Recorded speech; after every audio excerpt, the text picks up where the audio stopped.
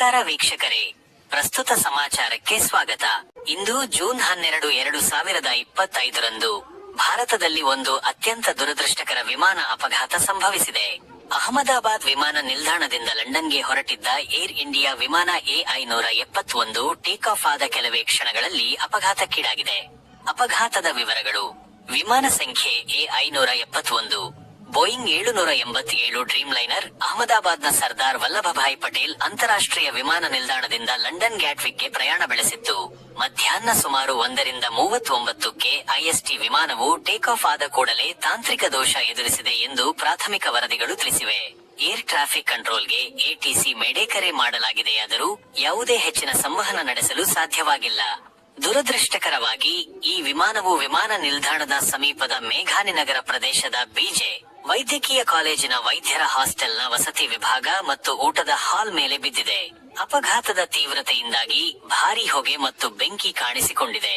ಈ ಘಟನೆಯಲ್ಲಿ ವೈದ್ಯಕೀಯ ವಿದ್ಯಾರ್ಥಿಗಳು ಸೇರಿದಂತೆ ಅನೇಕ ಮಂದಿ ಗಾಯಗೊಂಡಿದ್ದಾರೆ ಎಂದು ತಿಳಿದು ಬಂದಿದೆ. ಸ್ಥಳಕ್ಕೆ ಅಗ್ನಿಶಾಮಕ ದಳಗಳು, ಆಂಬ್ಯುಲೆನ್ಸ್ಗಳು ಮತ್ತು ರಕ್ಷಣಾ ತಂಡಗಳು ತಕ್ಷಣವೇ ಧಾವಿಸಿದ್ದು ರಕ್ಷಣಾ ಕಾರ್ಯ ಭರದಿಂದ ಸಾಗಿದೆ.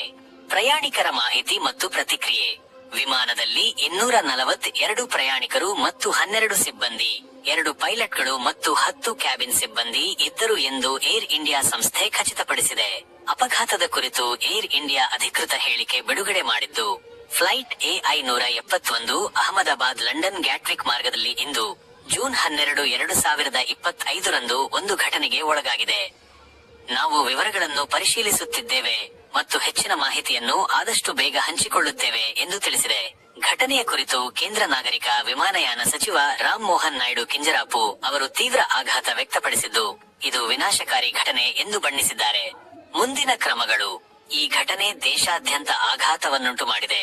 ರಕ್ಷಣಾ ಕಾರ್ಯಾಚರಣೆಗಳು ಮುಂದುವರೆದಿದ್ದು, ಗಾಯಗೊಂಡವರಿಗೆ ವೈದ್ಯಕೀಯ ನೆರವು ನೀಡಲಾಗುತ್ತಿದೆ.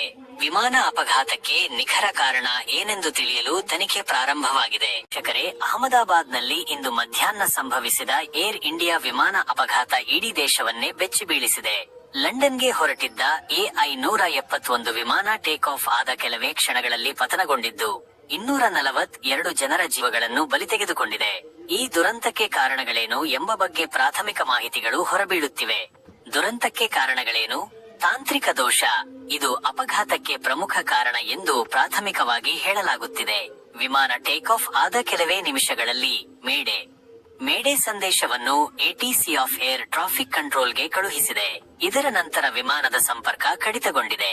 ಇಂಜಿನ್ನಲ್ಲಿ ತಾಂತ್ರಿಕ ದೋಷ ಅಥವಾ ಗೇರ್ ಮೇಲಕ್ಕೆತ್ತಿದರೂ ಇಂಜಿನ್ ನಿಷ್ಕ್ರಿಯಗೊಂಡಿರುವುದು ಒಂದು ಕಾರಣವಾಗಿರಬಹುದು ಎಂದು ತಜ್ಞರು ಅಭಿಪ್ರಾಯಪಟ್ಟಿದ್ದಾರೆ. ಮರಕ್ಕೆ ಡಿಕ್ಕಿ: ವಿಮಾನ ಟೇಕ್ ಆಫ್ ಆದ ತಕ್ಷಣ ಮರಕ್ಕೆ ಡಿಕ್ಕಿ ಹೊಡೆದ ನಂತರ ಪತನಗೊಂಡಿದೆ ಎಂದು ಕೆಲ ವರದಿಗಳು ತಿಳಿಸಿವೆ. ಇದು ವಿಮಾನದ ನಿಯಂತ್ರಣ ಕಳೆದುಕೊಳ್ಳಲು ಕಾರಣವಾಗಿರಬಹುದು. ಬ್ಲಾಕ್ ಬಾಕ್ಸ್ ಶೋಧ: ಅಪಘಾತಕ್ಕೆ ನಿಖರವಾದ ಕಾರಣ ತಿಳಿಯಲು black box, flight data recorder ಮತ್ತು ಕಾಕ್ಪಿಟ್ ವಾಯ್ಸ್ ರೆಕಾರ್ಡರ್ ಗಾಗಿ ಶೋಧ ಕಾರ್ಯ ನಡೆಯುತ್ತಿದೆ. ಬ್ಲಾಕ್ ಬಾಕ್ಸ್ ದೊರೆತ ನಂತರವೇ ಅಪಘಾತಕ್ಕೆ ಅಸಲಿ ಕಾರಣಗಳು ಸಂಪೂರ್ಣವಾಗಿ ಹೊರಬೀಳಲಿವೆ. ಪೈಲಟ್ಗಳ ಅನುಭವ: ವಿಮಾನದ ಕ್ಯಾಪ್ಟನ್ ಸುಮೀತ್ ಸಭರ್ವಾಲ್ ಮತ್ತು ಸಹ ಪೈಲಟ್ ಕ್ಲೈವ್ ಕುಂದರ್ ಅವರಿಗೆ ಒಟ್ಟಾಗಿ 9300 ಗಂಟೆಗಳ ಹಾರಾಟದ ಅನುಭವವಿತ್ತು. ಆದರೂ ಇಂತಹ ದುರಂತ ಸಂಭವಿಸಿರುವುದು ತಾಂತ್ರಿಕ ದೋಷಗಳ ಗಂಭೀರತೆಯನ್ನು ಎತ್ತಿ ತೋರಿಸುತ್ತದೆ. ಸದ್ಯಕ್ಕೆ ದೊರೆತಿರುವ ಮಾಹಿತಿ ಪ್ರಕಾರ ತಾಂತ್ರಿಕ ದೋಷವೇ ಈ ಭೀಕರ ದುರಂತಕ್ಕೆ ಕಾರಣ ಎಂದು ಹೇಳಲಾಗುತ್ತಿದೆ. ಹೆಚ್ಚಿನ ಮಾಹಿತಿ ಬ್ಲಾಕ್ ಬಾಕ್ಸ್ ಸಿಕ್ಕ ನಂತರವೇ ಸ್ಪಷ್ಟವಾಗಲಿದೆ.